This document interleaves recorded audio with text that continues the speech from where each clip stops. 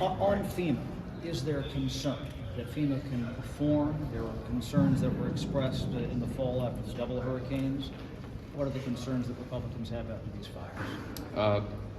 There's some very patriotic people that work for FEMA on the ground. They do their dead level best, but as with every organization, it's leadership, and there is some concern about it. I come from a disaster-prone state in Louisiana, so we have a lot of experience with FEMA, and we always commend the people on the ground, but it's the people giving the orders that are sometimes the concern.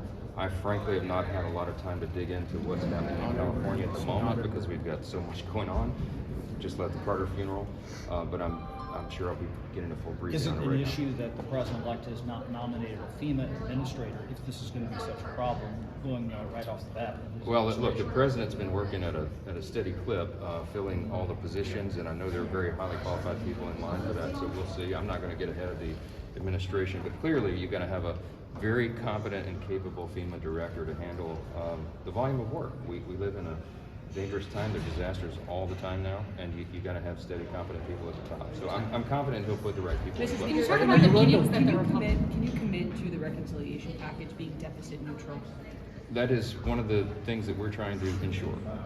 I can't commit to any final proposition in the moment because we are making this a bottom-up, member-driven proposal, and the elements of the reconciliation package are coming together.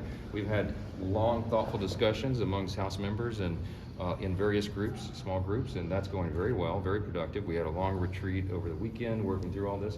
So the pieces are coming together, but I will say this, I am very confident that we are going to get this mission accomplished. And I spoke with the president about it, president-elect constantly, and our colleagues in the Senate. I sat next to Leader Thune today at the Carter funeral, and we talked about it again. I talked with Vice President-elect J.D. Vance about it at the funeral as well. So everyone is rowing in the same direction. We know what the elements are of this.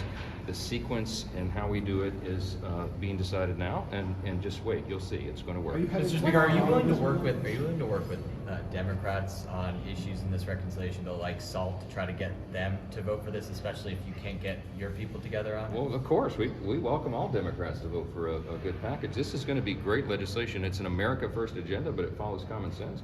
It'll be good for every state and everyone, every community. So yeah, we welcome all Democrats to come along with us. I hope many of them will. There'll be good things in this package. Several leaders are headed down to Mar-a-Lago this weekend. What do you hope is the goal? What do you hope comes out of those meetings? I know the Freedom Caucus is headed tomorrow. Yeah, sure.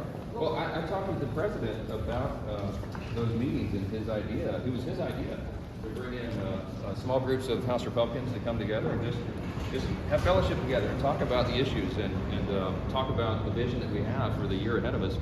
And that's a great thing. And the president would like to host every single House Republican. In fact, that's what he told me. The problem is he's limited by the calendar and his availability, and so his staff brings reality back to that.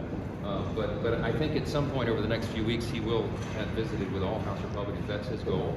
We are going down for a work retreat to South Florida and Miami at the end of January. And the president's committed to come and visit with all House Republicans there.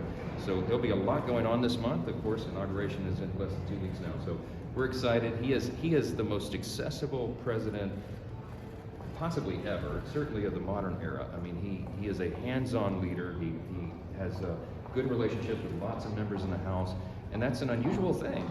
But it's something that we very much enjoy. He enjoys it. And so I encourage all of that. I want all my colleagues to go down and have a weekend at Mar-a-Lago. It's a great experience.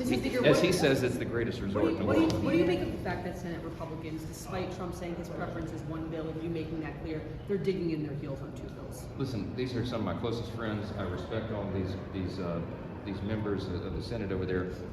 Everyone wants to accomplish the mission, and people have different ideas on the best route to do it. But we will align both chambers, and we will move forward. I have said clearly, the preference over here is one bill, and that is because I have a much larger group of members to work with and a much more diverse caucus, and people have different ideas on the various elements of this.